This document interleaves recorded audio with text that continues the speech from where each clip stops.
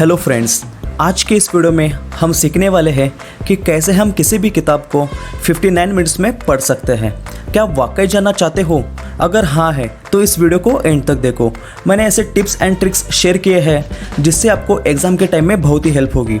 तो फ्रेंड्स, होता क्या है कि जब हम किताब पढ़ना स्टार्ट करते हैं तो उसे हम शुरुआत से पढ़ते हैं, इस डर से कि कुछ भी इम्पोर्टेंट मिस ना हो जाए, और इसलिए हम धीरे धीरे पढ़ना स्टार्ट करते हैं और यहाँ पे हम गलती कर बैठते हैं। अब ये जो तरीका है वो बहुत ही पुराना हो चुका है।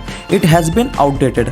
2020 के इस इंफॉर्मेशन युग में दुनिया बहुत स्पीड से आगे बढ़ रही है, तो हमें भी स्पीड से नॉलेज को ग्रैब करना है। अब मैं जो आपको तरीके बताने वाला हूँ उससे आप कुछ ही मिनटों में पूरी की पूरी किताब भी पढ़ेंगे और साथ ही साथ उसे याद भी रखेंगे। वो कैसा होगा? फर्स्ट ऑफ ऑल आपको जानना है कि उस किताब का नाम क्या है। क्या आपको पता है?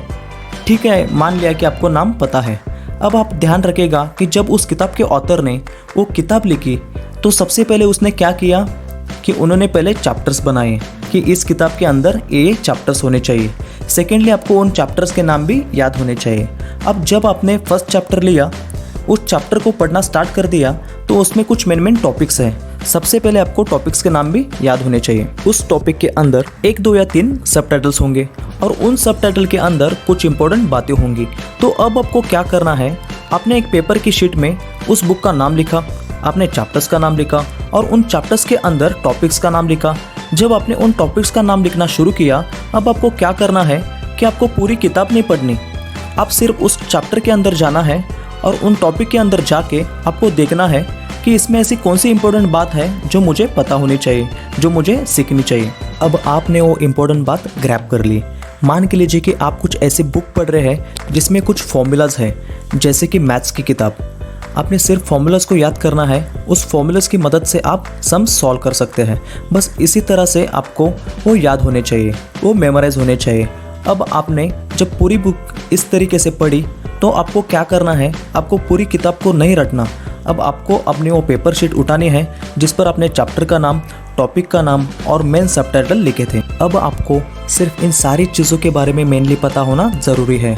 अगर आपने इस तरीके से फ्रेमवर्क्स बनाना सीखा और उसे शुरू कर दिया तो आप 10 किताब पढ़ेंगे और आपके पास सिर्फ 10 शीट्स होंगी। अब आप इन शीट्स को देखेंगे तो आपको पता लगेगा कि इसके अंदर क्या क्या है। इस तरीके से सपोज कीजिए कि आपके एग्ज़ाम में कुछ क्वेश्चंस आते हैं, तो आपको पता है कि इसके अंदर ये इंपॉर्टेंट टॉपिक्स है जो आपने शीट्स में लिखा हुआ है। जब एक बुक के अंदर उनके चैप्टर के अंदर जो सबसे ज़्यादा इंपॉर्टेंट टॉपिक है आपने उसे अंडरलाइन कर लिया और ऐसे हर इंपॉर्टेंट टॉपिक्स को अंडरलाइन कर दिया, तो आपको चैप्टर के साथ साथ इंपॉर्टेंट टॉपिक भी पता होंगे और आपको सिर्फ एक शीट में पूरी किताब भी पता होगी। और अगर आप इस नए तरीके से पढ़ना स्टार्ट करेंगे तो आप बिलीव नहीं कर सकते कि आप इतनी सारी बुक पढ़ेंगे और वो भी कम से कम समय में, जो आपने कभी ना सोची होगी। विश्वास रखिए, और खासकर बिफोर एग्ज़ाम, मतलब एग्ज़ाम के पहले समय। ये टिप याद रखिएगा, आपको बहुत हेल्प करेगी। तो दोस्तों, कैसा लगा ये वीडियो मुझे कमेंट करके ज़रूर बताना।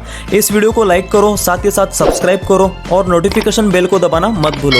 अगर ये वीडियो आपको वाकई अच्छा लगा तो इस वीडियो को शेयर करके अपने फ्रेंड्स एंड फैमिली को हेल्प कर सकते हो।